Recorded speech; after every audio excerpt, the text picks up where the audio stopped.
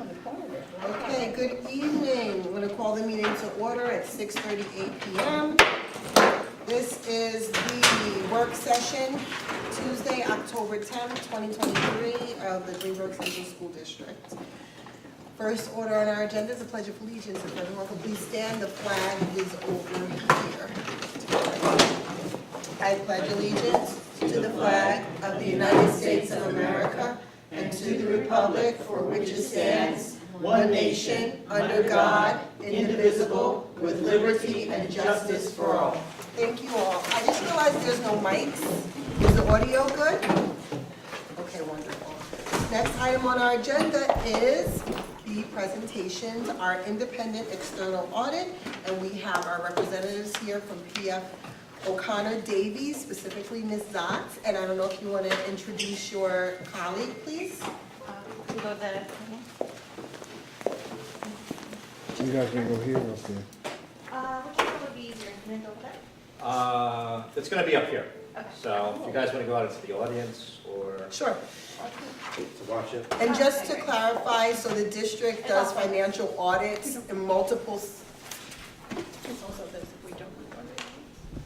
Okay, just to clarify, the district does various audits of our finances, and tonight we're going to have an internal, let me be clear, we're having our independent external audit. So this is the report that you're going to be hearing tonight. Thank you so much. My name's Melissa Zott. I'm a partner with PKF O'Connor Davies. With me I have Mark Callanan, who's a senior manager and was responsible for the job this year. Thank you. So I went ahead and presented or prepared a presentation for you so that you should all have this. It's just a few PowerPoint slides. I know we're trying to get it up and running.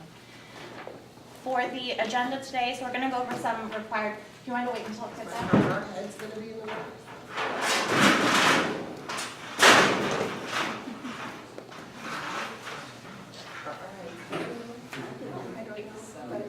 Yeah, I think Do you want me to wait until it comes up, or do you want me to? I don't know what's happening. I don't know if like on the screen people are going to Sure. see it while you're Sure. talking, or if they're going to be watching this. I'm not Okay. sure. Okay. That's okay. No worries.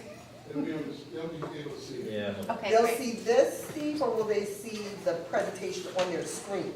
They'll see that. They'll see this. Okay, Yeah. so then Okay. go ahead and move. Completely away. Oh, yes. Kathleen, thank you.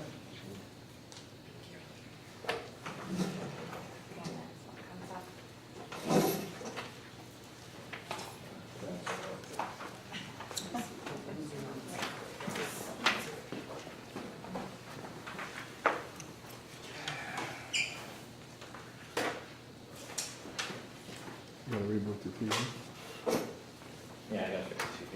Here you go. Okay, great. Thank you so much. So,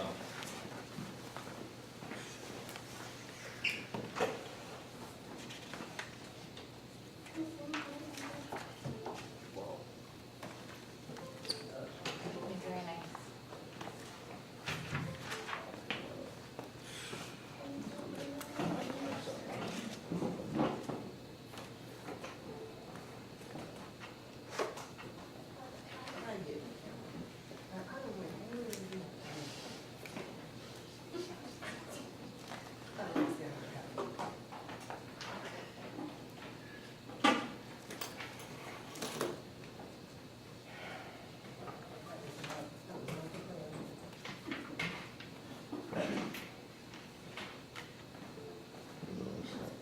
Okay, great.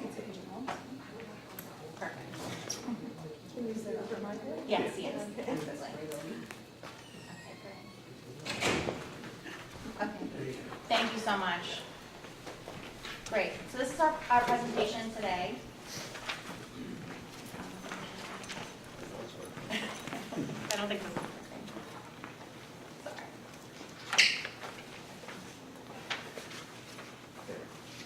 Great, thank you so much. Perfect, all right. We'll go ahead and get started. So today we have some required communications we'll be discussing with you. We do have a summary of the general fund revenues and expenditures compared to budget.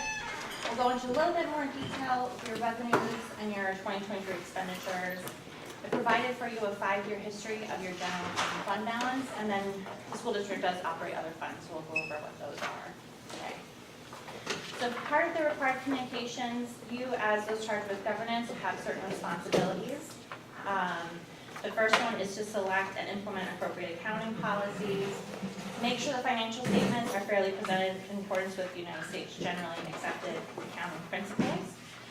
First and foremost, you should establish internal control over financial reporting, and then do a periodic review throughout the year to make sure that those controls are maintained appropriately.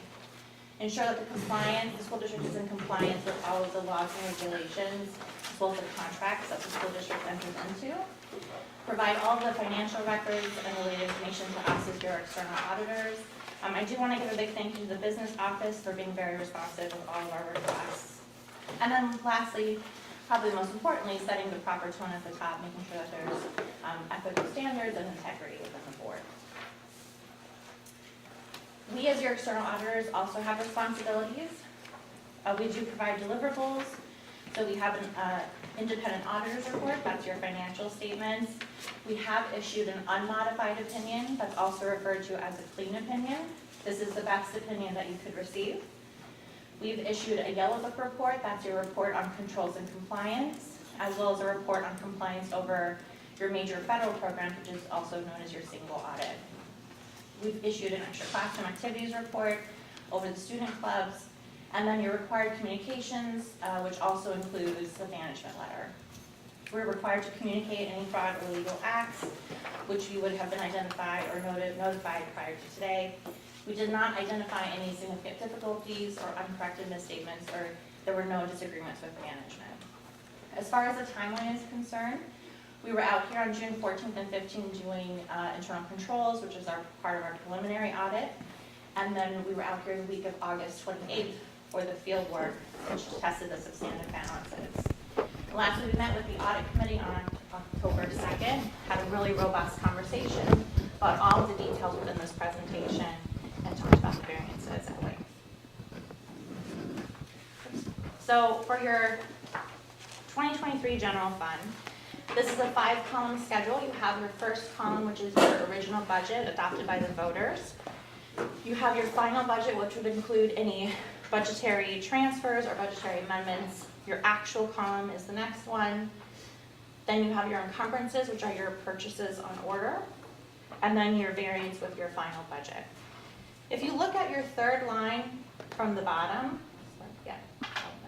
your net change in fund balance, you can see that the school district in the original budget column anticipated utilizing $4.3 million of fund balance during the year. And so that makes up $2 million of use of fund balance to balance the budget. You also anticipated transferring $1.4 million to capital, and then you had prior encumbrances that rolled this year. Sure. Do you want questions during? Sure, absolutely. Because if I wait, I'm going to get confused. Absolutely. So you pointed out that our net change in fund balance was budgeted at $4.3 million. Then you mentioned the $2 million, which I couldn't find on here. Oh, sure. So that's what the makeup of the 4.3 is. So Okay. 4.3 is made up You of broke it down into Correct. 2 million something and 1 $2 million. Okay. Yep, is for your fund balance. 1.4 is also. So explain this to me. We planned for 4.3 million, but we actually budgeted primarily for 5 million, but then actually used 3.8 million? So you increased it through some budget amendments to 5 million, anticipating using the fund balance to 5 million. Okay, But the third column in the actual, you added to the fund balance instead of taking it away. got it. So then it went down to 3.8, got it. Yeah, so you see your beginning fund balance started at 28.3 million, Yeah, and then you added to that 3.8, so you ended at 32.25 million. beautiful, thank you. You're welcome. Question, Yes. so the addition of the 3 million, is that an addition? Like, because you said you added on, so that money we have, that 3 million we have? or- Extra. So the 3 million was what your net income for the 2023 year. Right. So that would be, you started off with your fund balance at the 28 million, and you added to your ending fund balance the 3.8 million, so your total ending fund balance would be the 32.25 million. Right, when we were expected 28. It's not, this doesn't necessarily represent cash that the school district has. It represents the buckets of money that you could spend, so there's non-spendable, I broke it out here at the bottom, but we'll go into more detail on slide Yes, 8. please, thank you. No problem.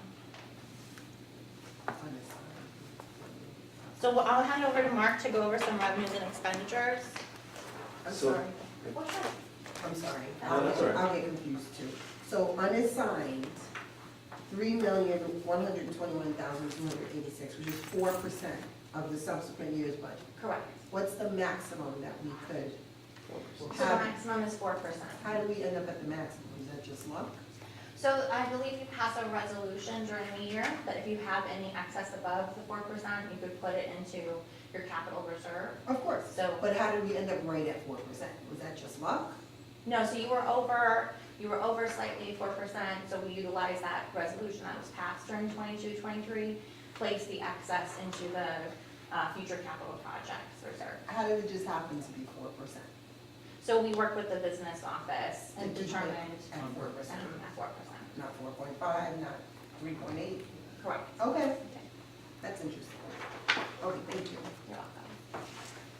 So this slide here goes through your general fund, just a summary of the revenues.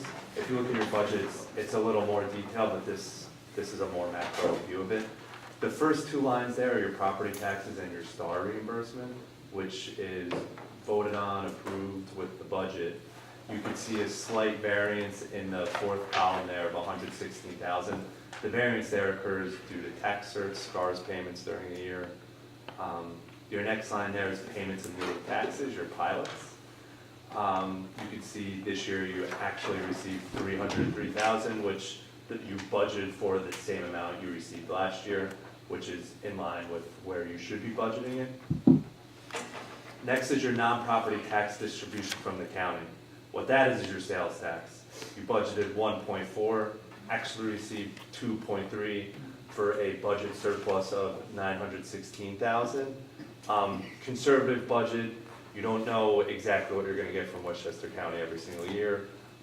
We see this in most of the Westchester County school districts we do in the summer. Yep.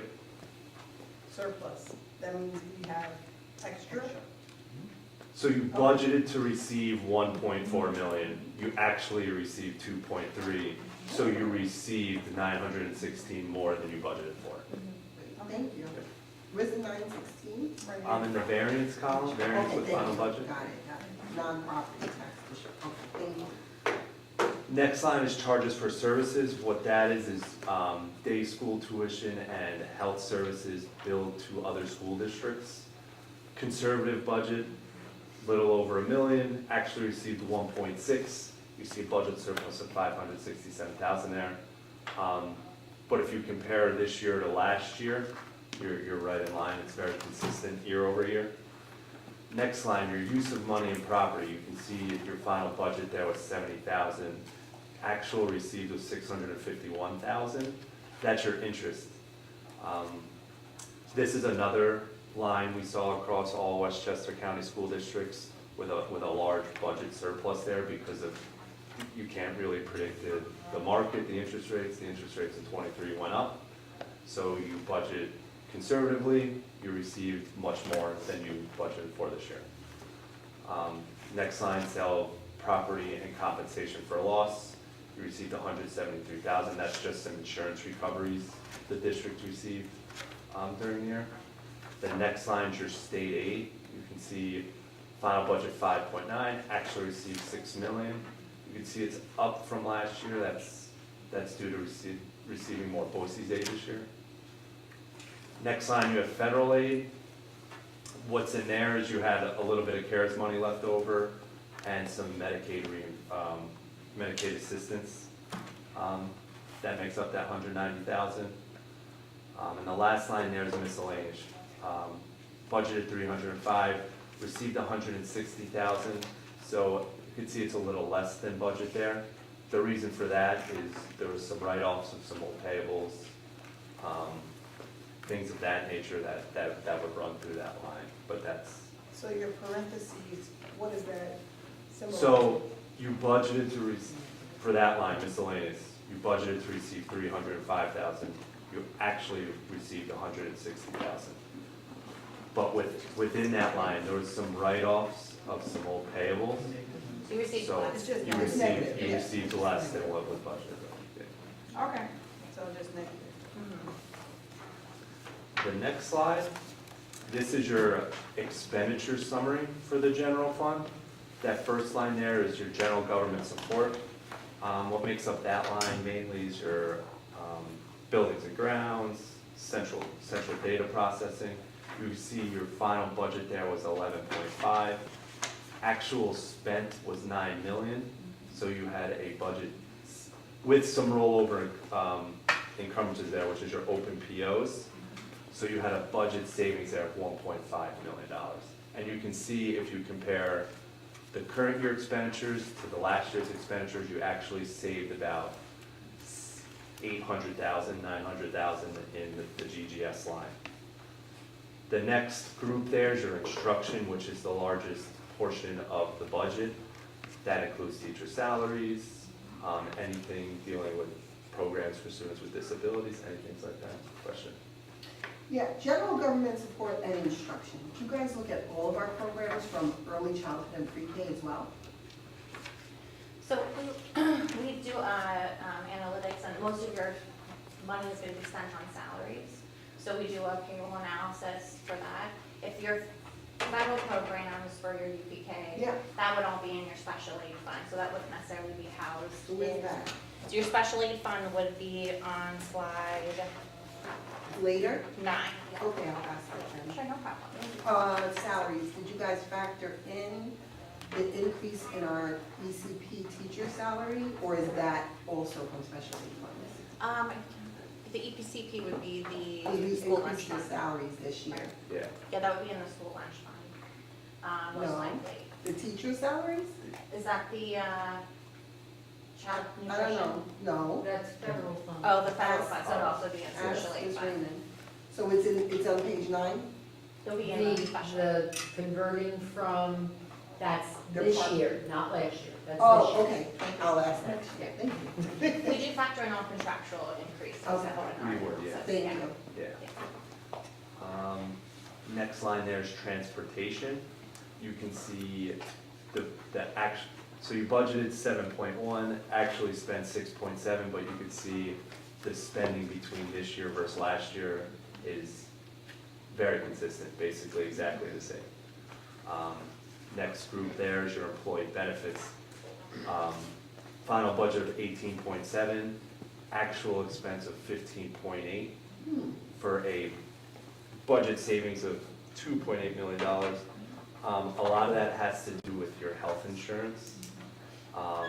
You spent less than what was budgeted in the health insurance area. You knew that the rates were gonna increase, the health insurance rates are gonna increase, but it's hard to predict how far they would increase. Right. So you'd always wanna make sure you're a little bit more conservative, and then your ERS rates ended up dropping to offset that, so. Then you have debt service, you budgeted to spend 25,000. Since the general fund had a very good year, you didn't have to spend it out of there. And then the last line there is just your transfers out. The transfers out of 3.1 million, that was transfers out of about 400,000 to the special aid fund and 2.7 million to your capital projects fund to fund the current capital projects. So I'm gonna hand it back to Melissa. So if you go to slide 8, on the next slide, this is gonna be the 5-year history of the general fund balance. You do have 4 buckets here. You can see the total fund balance was the number that we talked about previously. So that's that, you ended at 32.25 million. And this is the breakout of exactly what they're restricted for.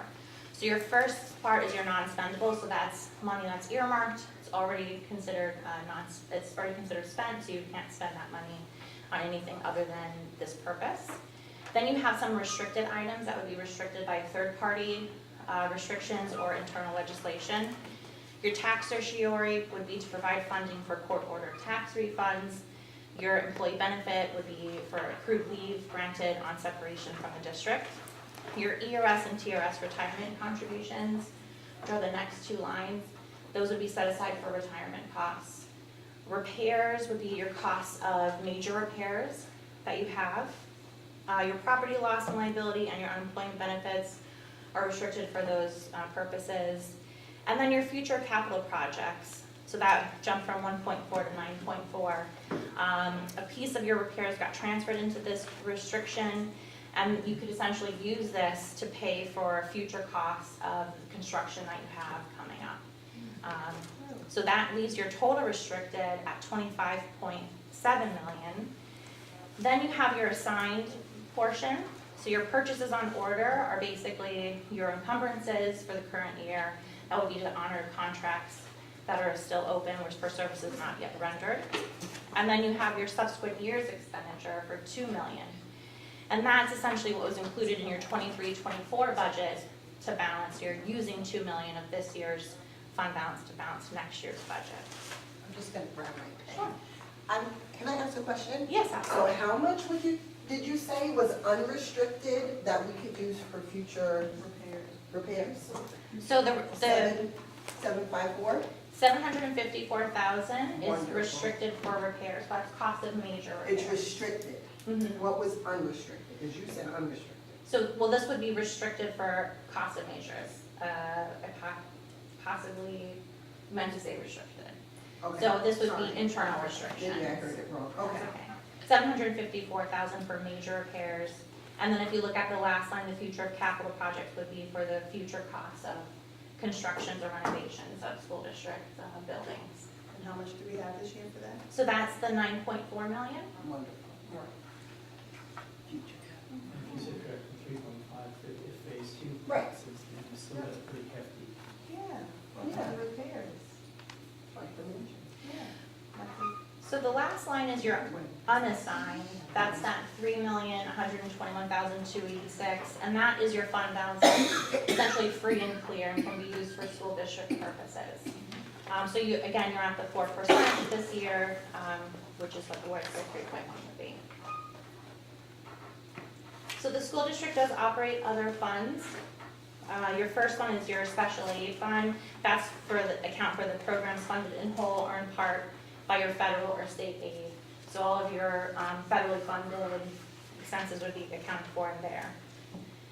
Your next fund is your capital projects fund. That's to account for acquisition or construction of your major capital facilities. So that's where your projects are housed.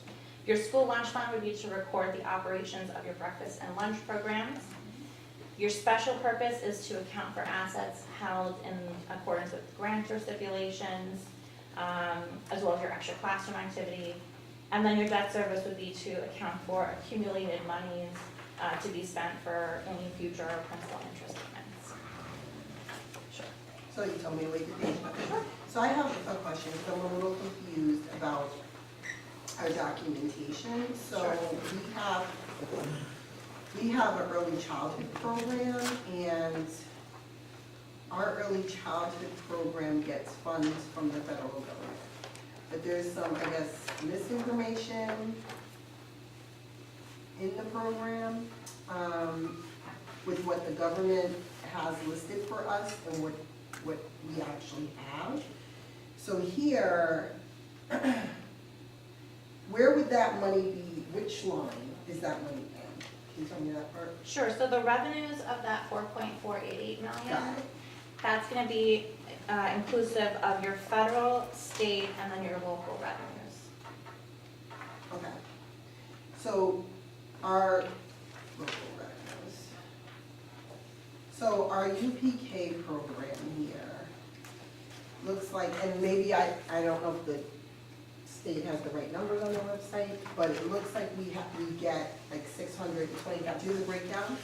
I only have the total state aid, but I can get the breakdown. So for did you by actually project. look at the ECP program and how many students we have, how much money we have in, any of that stuff? So we look at the FS 10X and the FS 25s that are filed. So those would be the claim reimbursements, request forms that are filled out and submitted to the state for reimbursement. Okay, You also have your FS 10s, which would be your budget items. And that would state the allotted amount that the school district receives. And I believe the budget amounts are included on each of your FS 25 forms and your reimbursement forms, as well as your final request. Right, but our forms and our monies are based off of how many students we service. So do you actually get that report from the school and how many students we have? So if you have a federally funded program that's determined to be tested as part of your major program for your single audit, we would dive deeper into the compliance aspect of it, because then we would have to test your compliance with the school district.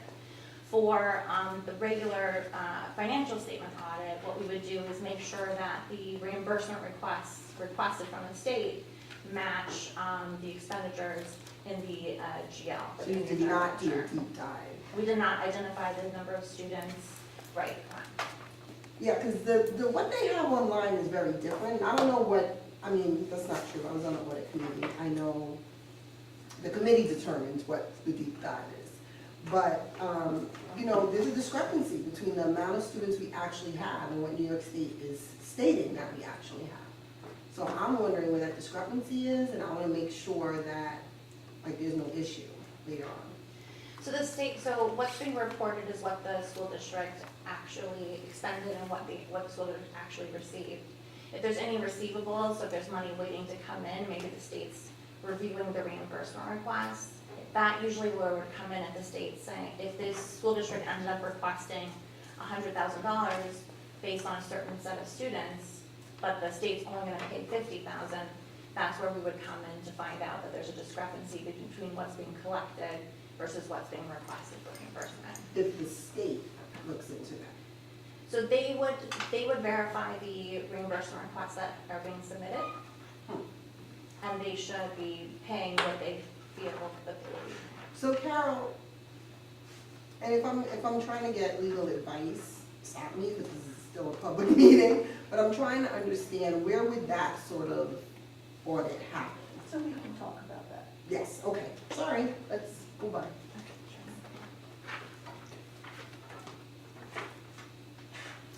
So these are the other funds that the school district operates. And then that would be the conclusion of our presentation. If there's any additional questions, we can definitely take them. Thank you. Thank you so much.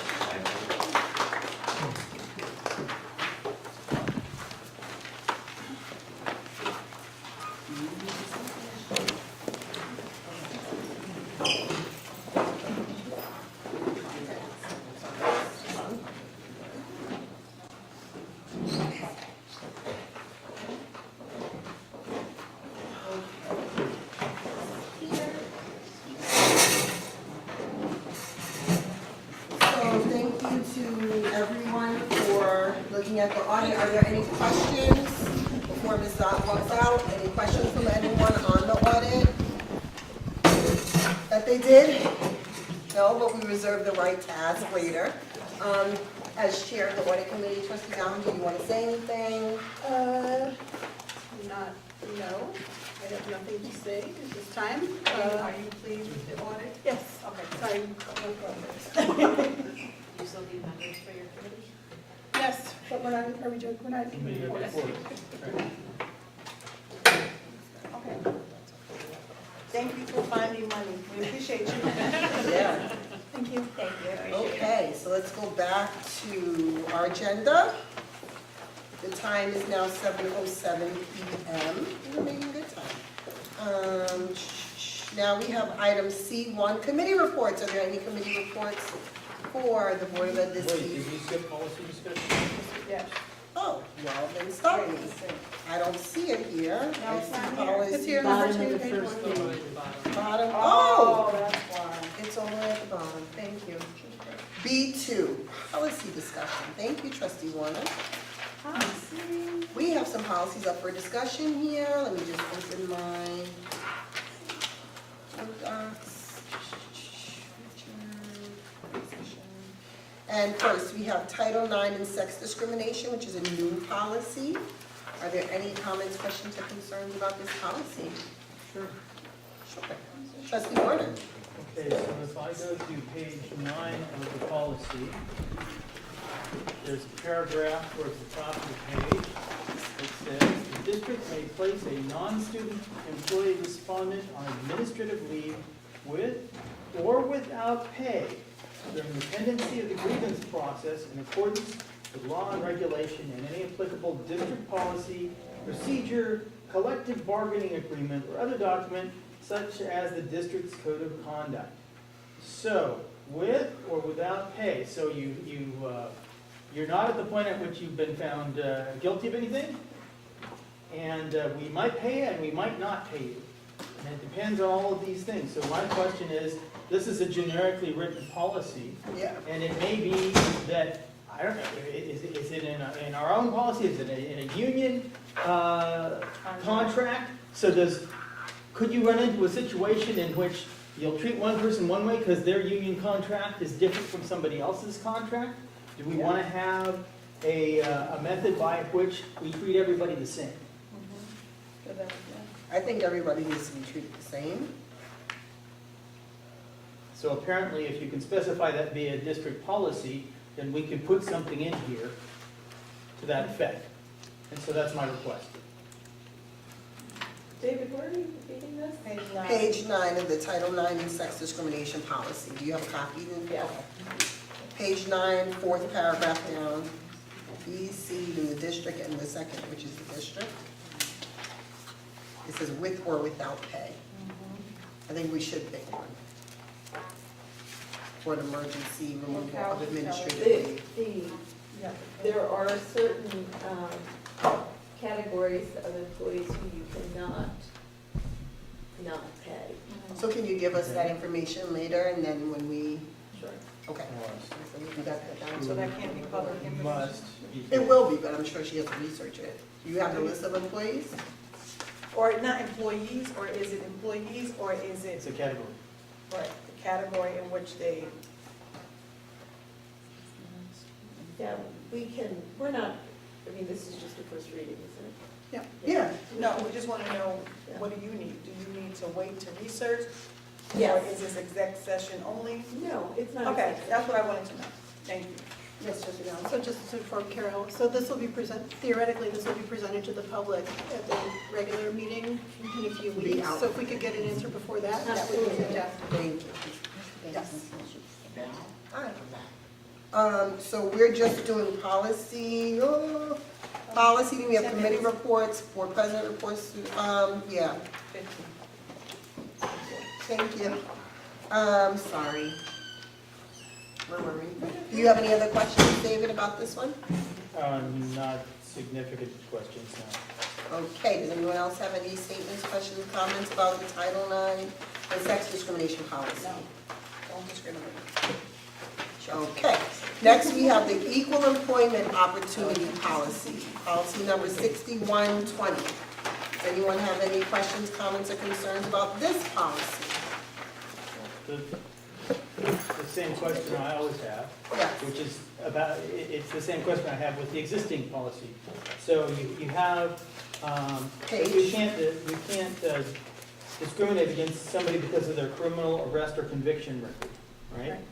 And the question is, what if they're guilty of child molestation? Where's your, Second paragraph, consistent with this commitment and in accordance with law and regulation, the district is an equal opportunity employer that does not discriminate against any employee or applicant for employment in its programs and activities on the basis of any legally protected class or category, including, but not limited to, it goes age, race, creed, blah, blah, blah, blah, blah, all the way down to the last line, marital status as a victim of domestic violence, and criminal arrest or conviction record. I think that for me, the issue, but Carol, I guess will clarify, but the issue would be discrimination. Are you discriminating against someone because they have a criminal record? No. But will they pass our, like, legal certification Right. ability to be in the schools? So if there's, No.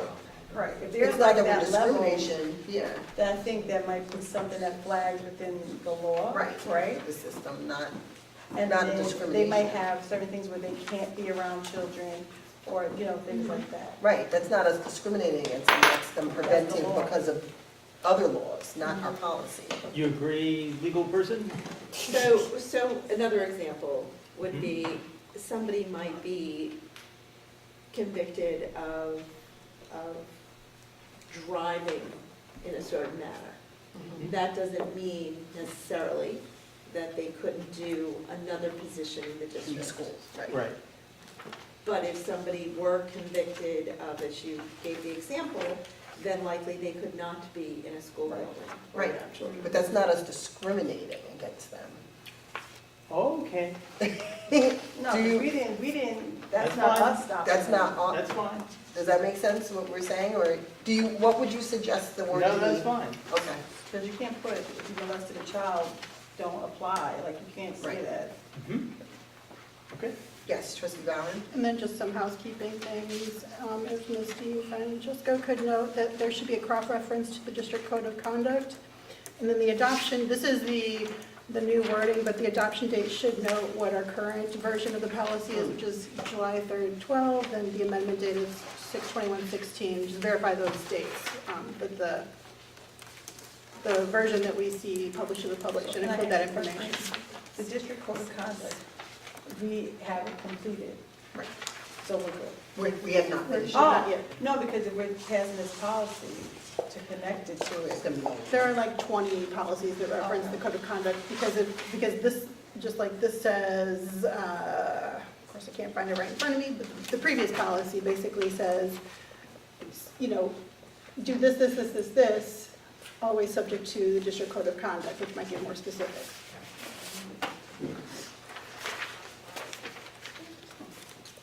Okay. Any more questions or concerns or comments regarding this policy 6120, equal employment opportunity? No, we'll move on to use of email in the school district, 6411. Any questions, concerns, trustee Valen? Another just housekeeping, but same thing, district code of conduct, adoption date, and the amendment dates should be on the version that we present and approve later.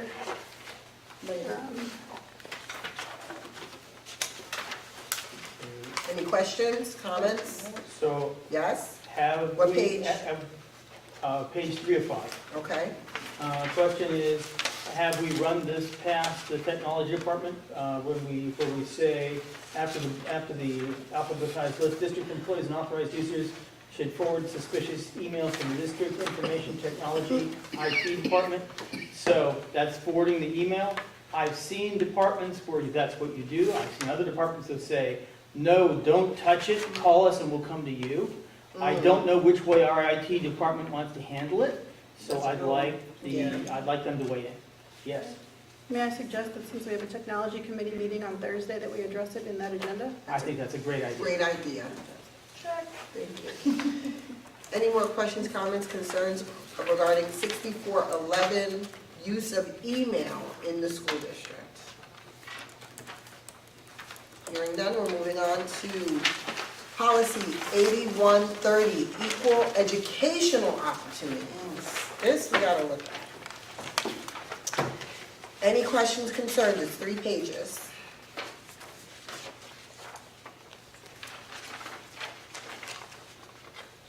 You look like you want to raise your hand.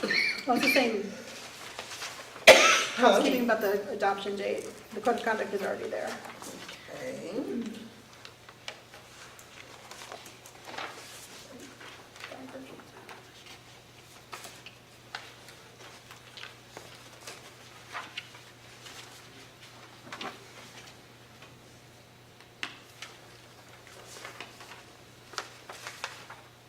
Okay. Anyone? No? God bless you. We're gonna move on now and close this section and move on to committee reports. And trustee Allen, did you want to make a statement about how these will be public, just so everyone can know? The Governance and Policy Committee met last week. We don't have my document open. We made suggestions on what should be looked at next. We're working with the superintendent on that. These particular policies that we're talking about tonight will be presented to the public at the regular meeting on October 24th, possibly, if I got the date right. We also had, during our meeting, we also had a brief discussion on committees and whether or not we could consolidate and put a better use of our time, we decided that that will probably have to wait until the next reorganizational meeting, but we'll look for efficiencies in the meantime. We identified some other policies that aren't in the queue that we may want to look at as a committee. That will be reviewed. We had a very brief meeting that will be reviewed and discussed again in November 6th. And we started to look at how the strategic plan, the premier workforce part of that, where we are on our goals, but we're going to finish up that work on November 6th, and that's all for governance and policy.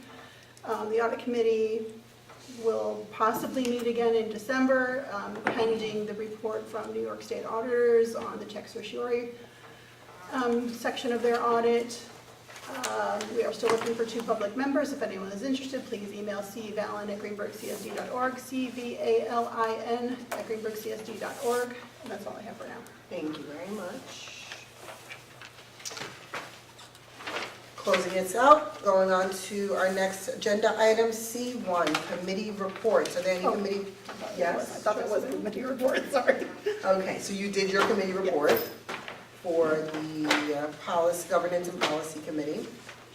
Are there any other committee reports? Trustee Warner. The Finance and Facilities Committee met on October 5th at 6:30 p.m. In attendance, David Warner, Lisa Raymond, Dennis Pugliese, Chris Ballin, Walter Simon, Katie McKee, Gabriela Barahona, Amy Ashley Moore, Casey Maris, Steve Morton, Jessica Muldoon, Fred Seba, Carol Allen, Michael Messina, Elizabeth Sendona, and Luke Johnson.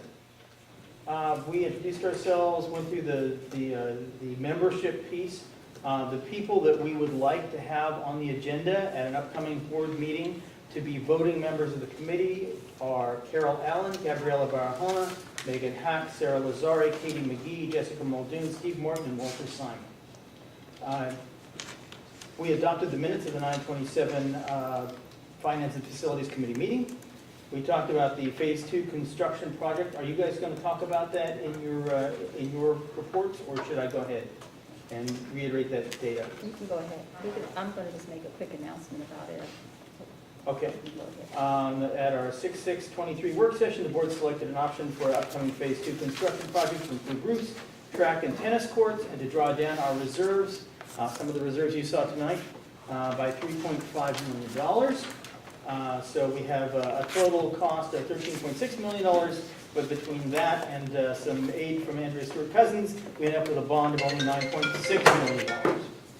We viewed the bond information video that's on YouTube and posted on Facebook, where you can look and see the roofs and see what it is that we intend to do with the bond money. The public vote will be held October 17th of this year. The vote will be held in the Woodlands Gymnasium. Polls will be open from 7 a.m. until 9 p.m. If you needed information on absentee ballots, you can contact the district clerk, Chrissy DiFrancesco, KDIFRANCESCO at greenburghcsd.org, or you can call her at 914-761-6000, extension 3114. Estimated taxpayer impact is slightly over 21 cents per $1,000 of assessed value, for an average home valued at $558,100. The yearly impact is about $119. Approximately 90% of the project is for roof replacement. We talked about Phase 2 bond vote, our strategies to inform the entire public. I've talked about this before. The one new thing is that we had 2 public forums, one on September 27th and one on October 4th, and I believe those will end up being posted on YouTube if you want to look at those. If you are not receiving email, we've made all these attempts at emailing letters and postcards and all kinds of communications on the bond. If you're not receiving an email from the district and would like us to check that you're on the email list, contact Ivy Kraus. That's the superintendent's admin at ikraus@greenburghcsd.org. That's IKRAUS at greenburghcs.org. The district clerk will be available at Woodlands Middle High School on Saturday, October 14th, from 9 a.m. to 12 noon. She'll be attending the homecoming to sign up people that need an absentee ballot. Mr. Pugliese and Ms. Raymond are looking into getting banners to put up on Pat Capone Road in time for the ballot. So that's everything I have to say about that particular item. I think The security vestibule, obviously, nothing new has happened yet. We're still waiting on legal resolution. The administration building, the skylight was delivered, so the last thing except for the little punch list work at the end is pretty much in place. They just needed, 3 sunny days to get that done. The other major thing that happened was, of course, the flooding. So there were a couple of rainy days, and on the 29th, the ECP main building flooded, and we evacuated a number of ECP students to the Woodlands High School auditorium because the intake vent on the back sort of sucked a bunch of water in. We're looking for the most inexpensive solution that will increase our capacity so that it won't happen again. There's no actual damage that's of any significance in any of the facilities because we cleaned everything up immediately and we have stone foundations. So it's all about how do we adapt to the increased average rainfall from global warming, and with lesser amounts of smaller leaks and damage.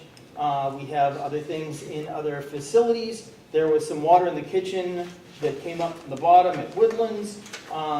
In other news, we put some crushed stone out on the driveway to the football field as a temporary solution to make things a little bit better. The mansion had no leaks with its brand new roof. That held well.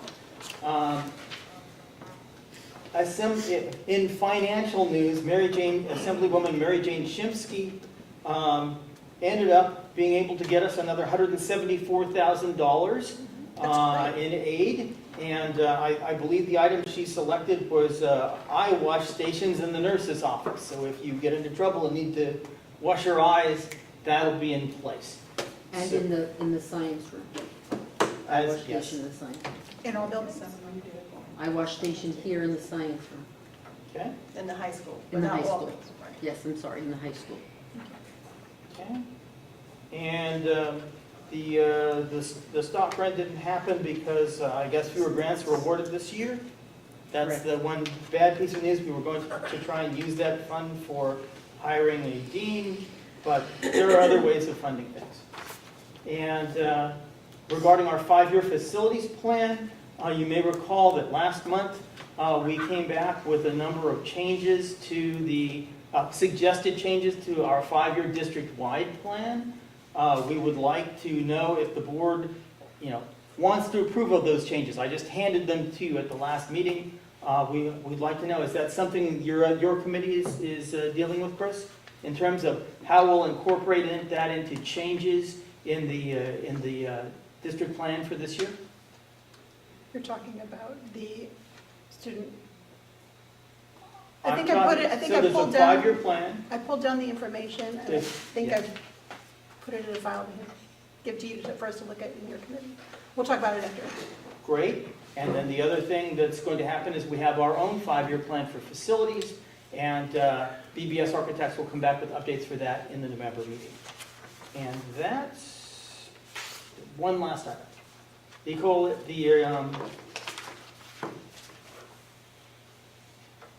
The Edgemont Village Incorporation issue. Just to repeat, Edgemont Incorporation may significantly increase property taxes in unincorporated Greenburgh, including our school district. This will negatively impact taxpayers and make the school budget and bond passage more difficult. We asked for reform. Andrew Stewart Cousins came through in the last day of the legislative session. The one problem being that the reform efforts that she made had a grandfather clause tacked on at the end, saying that any petition that has even one signature on it prior to January 1st, 2024, is grandfathered out. So you could sit there with a pile of old petitions and have the same leverage you had before and use the old process you had before. The bill was passed in the Senate and the Assembly. It has not yet been signed by the governor. So there was a request for the Saving Greenburgh Coalition that we email the governor and ask that they do have some latitude in being able to change the legislation slightly before it's signed off on. Dr. Carol Allen of the Coalition to Save Greenburgh Has an email template for anybody who wants to write about this issue. You can get that from her. Her email is carolballenmd@yahoo.com, carolballenmd@yahoo.com. And finally, we came back last month and asked if the board would like to go ahead and write a letter to that effect in support of that position. The board said yes. We actually read the letter that was drafted by our board president in the meeting. And so that has been forwarded off to the governor. And there was a request this time to check with legal counsel to see if the letter could be posted to the district website. Is that all right? Carol? They have to look at the letter first. All right, To so you see can get back whether to it us on was that? permissible Great. or not. Meeting adjourned at 7:47 PM. The next meeting will be on November 9th at 6:30 PM at the Woodlands Innovation Lab. Remember to vote for the Phase 2 bond, yes or no. But Tuesday, October 17th, polls are open from 7 AM till 9 PM. And while I'm here, there are 2 other committees that have upcoming meetings. We elected to split the Safety and Technology Committee into 2. So there's an upcoming Technology Committee meeting this Thursday, October 12th at 1 PM here at Woodlands. And there's a Safety Committee meeting also this Thursday, October 12th at 5 PM. Oh.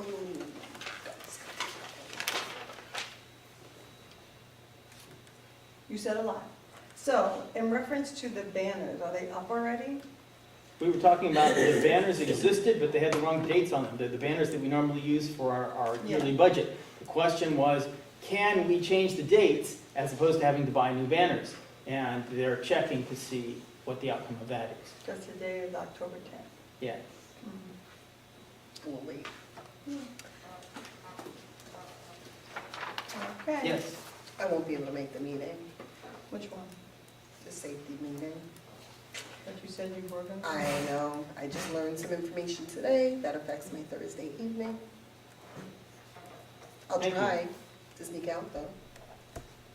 I shouldn't say that on camera. I'll work on it. Maybe I'll be able to stay for an hour-ish. Okay. Any other committee reports? Just at the Education and Wellness Committee will meet October 18th. Did we decide where, Dr. Macaluso? You going to do it here? We're gonna decide what we'll announce it. Are we going to get a nice flyer? Sure. So we will have a flyer go out, hopefully by the end of this week, October 18th, Education and Wellness. That's Wednesday, after the day after vote. What time? Ish. 6 PM. You want to do 6:30? No, let me just resettle that. Just because we'll need to publicly post it for the meeting law. It is. We settled on 6:30. 6:30? Are you 6:30. gonna have food at that meeting? Make sure. You gonna have food or refreshments? Light refreshments. Light refreshments. Light refreshments, come out wherever you are. What's the time? What's the top? 6:30 PM. What's the topic? We're going to talk about our wonderful, hopefully, is the data still embargoed? No. It's freed, so our data, we're going to talk about our 3 through 8 data, ELA and math, and then we want to highlight our Regis data, our SAT data, anything that makes us Greenburgh. And we would also like to talk about some new and exciting, I guess, classes that have been added to the high school around International Baccalaureate and some of the shifts that were made. And I think that's enough, right? That's a lot. Anything anyone else wants to add to the agenda? Are you doing like all scores, including the IB? I think IB, Regents, Yeah, SAT, ACT, Great. the 3 to 8. I know they did iReady at the conference, so we could bring the iReady data, so. And I learned we did have 10 IB diploma program recipients, 9, which is almost 10% of the class, which is good because the whole class doesn't take IB classes, nor are they actually diploma program candidates. So, so it would be good to hear that data. Is it going to be recorded? God bless you. No? And I like it recorded because then. You want to record it? Okay, stream live or recorded? Well, we've been doing stream live, so we could just continue to live. Is that okay, Mr. Lewis? Dr. Macaluso? I don't know. I don't know the staff, that's why I'm. We have to find out about the asking. staff. So it's the 18 staff, so please let Dr. Macaluso know if you're available for live stream, We'll figure it out. But if not live, it's recorded. recorded, Okay. and put up on YouTube. Wonderful, thank you. Any other committees? Want to tell us health and wellness, what's going on? Health? Oh gosh, I'm going to say this wrong. We are meeting tomorrow. Oh, Trustee Alonso and I were going to come up with a schedule for the year. okay. Any new committee members? Oh, yeah, we got quite a few. I'm sorry, I don't have that with me, but we do have staff, parents, an array of parents, and I believe the high school gave me 2 student names, but I just have to double check. Wonderful. Great. Okay, any more committee reports? Hearing none, we're going to move on to board president's report, and I significantly cut down everything I wanted to say, other than our homecoming is this Saturday, October 14th.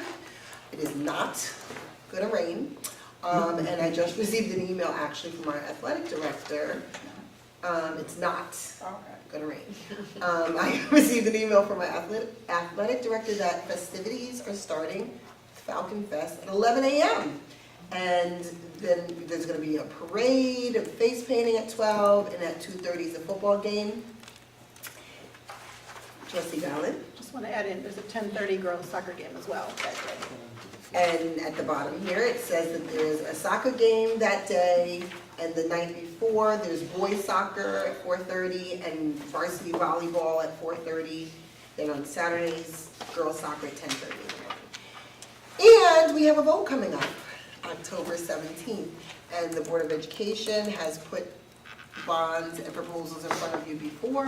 However, this one is very well vetted by the Finance and Facilities Committee, and various community groups have also asked questions. We have an FAQ on the website, so hopefully folks will come out and vote. I'm going to end our report so we can move on in the essence of time. It's now 7:35. Mayor? Yes? Can you just acknowledge that it's Hispanic Heritage Month and Breast Cancer Awareness Month? Thank you. It is Hispanic Heritage Awareness, Hispanic and Latinx Awareness Month, and Breast Cancer Awareness Month, and Domestic Violence Awareness Month. So please, please talk about these things with your families, with the community, with your children, because they're very important. Thank you for bringing that to my attention. And now we have our superintendent's report, Dr. Iverson. Thank you. And today is also School Safety Personnel Awareness Day. And so we want to recognize the work that our safety personnel do here in our district on a day-to-day basis. They do a lot of that work behind the scenes, but we know without them we could not do our job. So we want to recognize and honor them for what they do every day to keep us safe. As we watched the horrific violence in the Middle East on news broadcasts and social media the past weekend, I know some of our students may be struggling to come to terms with what they have seen. I'm here tonight to say that this is a very unsettling time. We're aware of it, and we want our students to know that, and our community to know that we are aware that some of our students and families may be experiencing feelings of fear and anxiety. With that, we are always here prioritizing your well-being. Our school counselors and psychologists are available for any students who may need support processing these events. Please encourage your children to contact them, and any parents who have concerns should also reach out to the counselors directly.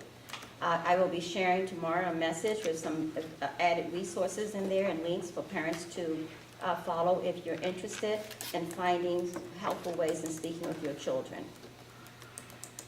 As you've heard, our state ELA mass test assessment scores are no longer embargoed. We have received our official state assessments.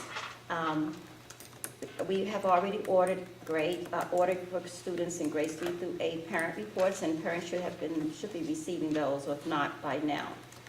We are in the process of analyzing that data very deeply to determine our next steps, but Dr. Macaluso and I, and I'm sure he will talk a little bit more about this, have taken a very quick glance, and we are extremely pleased with our performance and progress with what we have accomplished in ELA and math on our state assessment. The data mirrors what I already shared with the public around our iReady scores, where we showed across the district in every building a significant increase of students who were at or above grade level on those in district assessments. Well, now that data has translated into our state assessments, which is the heavy lift, and we are very proud of the progress we see. And our students who scored 3 or 4 in ELA and math increased significantly across the district and in every grade. We are putting together that presentation.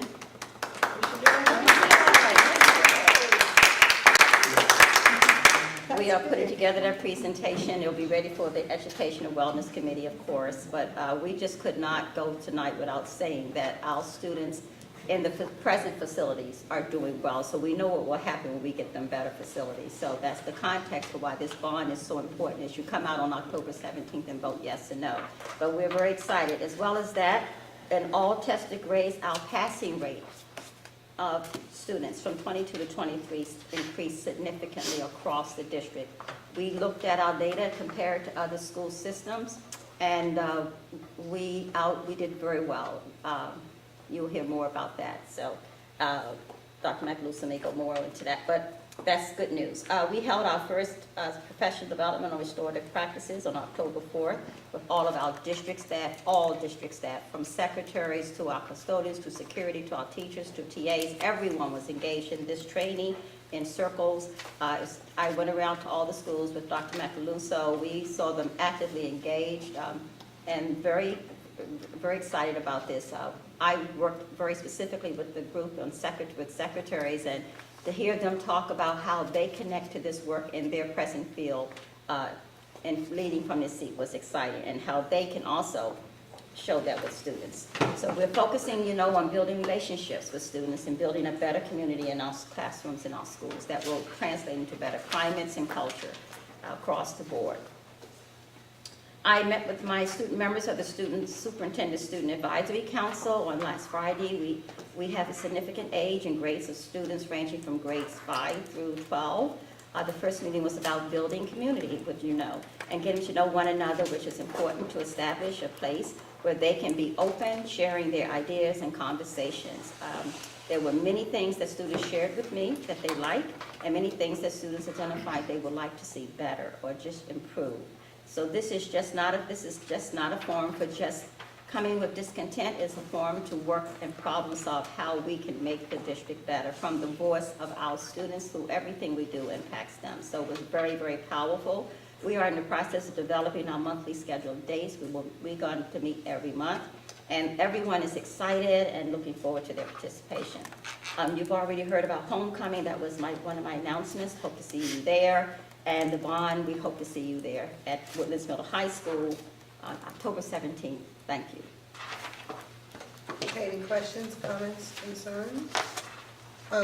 I just wanted to know about our data. When is the board going to receive that? I know it was released, I think, Wednesday evening. I thought maybe it would be in our packet. It was not. I don't need a presentation. I just wanted, the raw data. Usually the board receives a copy. We haven't put that together. We are, as I said, we are looking at it, putting charts together now, and as soon as that's ready, we will have it in the packet. Can we have the information without the charts, just the actual data of scores for our students? Yeah. We should not have a presentation. We should actually get the raw data, and then, of course, you guys put in a presentation for show and for explanation to the public, but the board should receive the actual data, just the scores of our students. Thank you. That's my report. Yes, wonderful. Any other questions, comments, concerns? No? The Assistant Superintendent for Curriculum Instruction and Personnel. Good evening, board and community. So just to elaborate a little bit on what Dr. Iverson had mentioned with respect to restorative practices that took place last week, I just wanted to give a shout out and commend the team, including Dr. Iverson, Lisa, and Lisa Raymond as well, who facilitated a group. And so as you recall, last spring we piloted restorative practices by having a core leadership team receive that training first, and so we used that as an opportunity to leverage our learning and build community with certain populations. And so we had vast majority of our staff received the professional development through the IIRP, International Institute for Restorative Practices, and then we had another sizable population receive the training from us. So it was a nice opportunity to take that learning and apply it to our real-life experience here, and then also, as Dr. Iverson mentioned, have really open conversations with our staff with respect to climate and culture in the district and how we can mutually continue to have that evolve and grow. As Dr. Iverson also mentioned, test score reports, she sent out a notification for the community, I believe it was late last week, regarding the test scores. So as a reminder to the community, we do contract with our BOCES to provide the parent reports.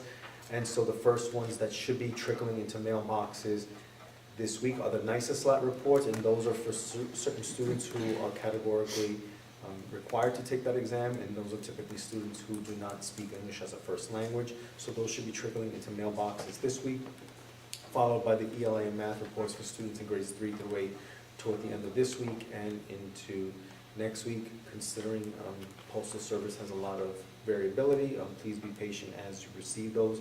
If you do not receive them by the end of next week, please contact your school. So just a little bit of a overview of our district performance. So overall, we had 54% of our students in grades 3 through 8 performing at level 3 or 4 on the New York State ELA exam, and approximately 50% of our students in grades 3 through 8 performing at level 3 or 4 on the state math exam. So level 3 and 4 is what's considered. We should be clapping. Wonderful. So level 3 and 4 is what is considered proficient or meeting or exceeding grade level standards. And then we also had some interesting pieces that I think are noteworthy to celebrate in the district as well. So with the exception of students who participated in 7th grade ELA assessment last year in spring 2023, all of our cohorts showed increases in percentage of students scoring at level 3 and 4, so as they transition from one grade to another.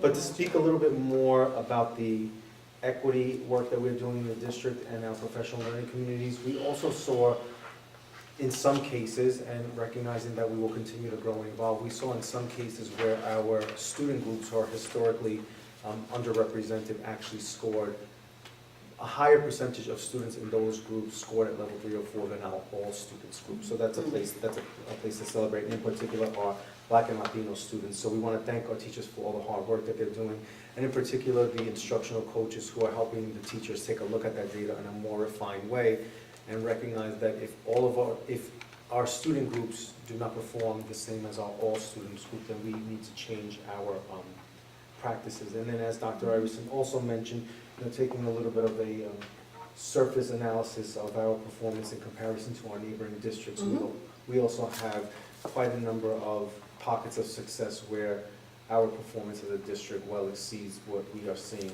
locally within the, I would call this Middle Westchester. So we are seeing some of those trends as well. So again, thank you to all the teachers and school leaders who continue to make sure that our students are receiving the best possible education that they can here in Greenburgh Central.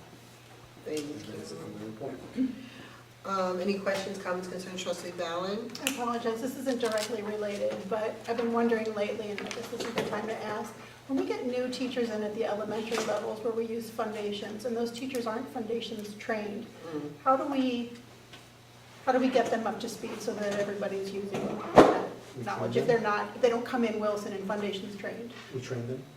We have some, like a lead In-house? teacher in the building, like how does that happen? No, we send them to training. Oh, we don't use our teachers? No, for that, no, we do not. We have them trained directly from the vendor. Oh, okay. And does that happen within the first 3 months of school? It's almost completed already.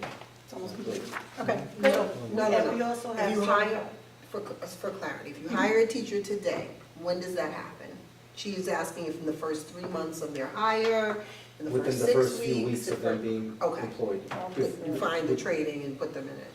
We have the training, I mean, I don't want to say we have it on routine, no, that's not Right. appropriate way to describe it, but we have a strong connection with the vendor, and so when we have the teachers, we get them in, or if one of our local BOCES provides the training, we will get them the training that way. So we have a couple options. Okay. Yes, Thank you. but I've signed off on them, nearly all of our newer teachers who just joined us this year have completed the training.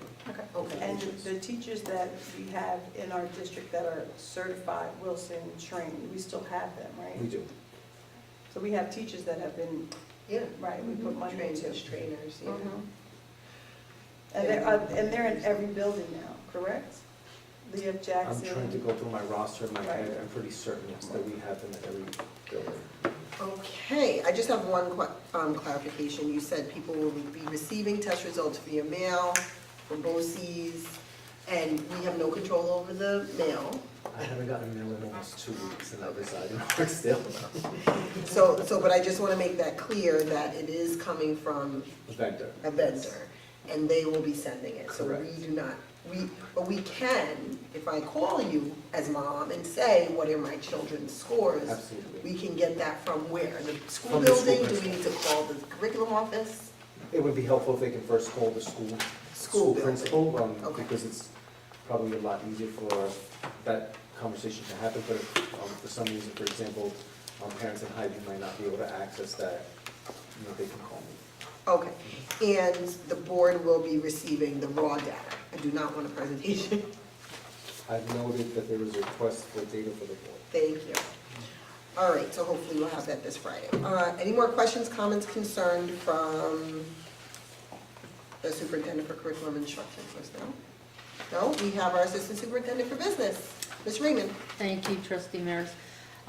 For the treasurer's report, we began the month of August with $26,869,277.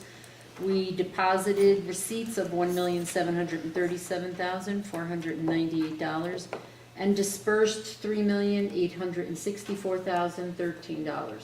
We ended the month of August with $24,742,762.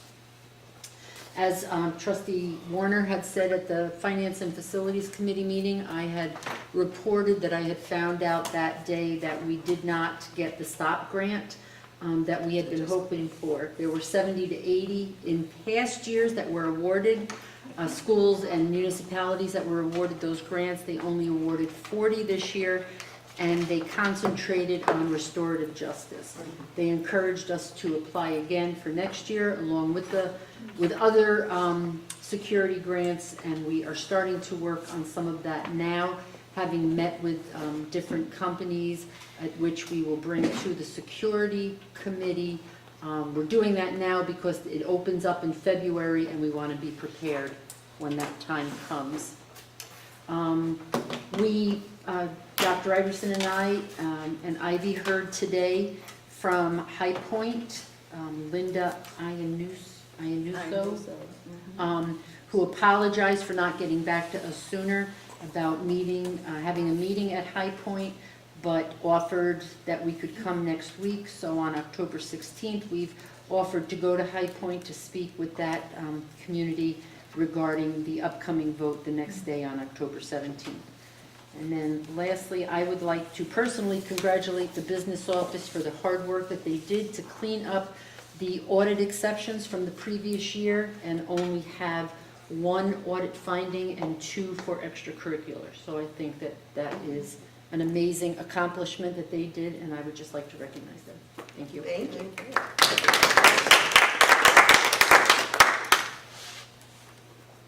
Any questions, comments, concerns?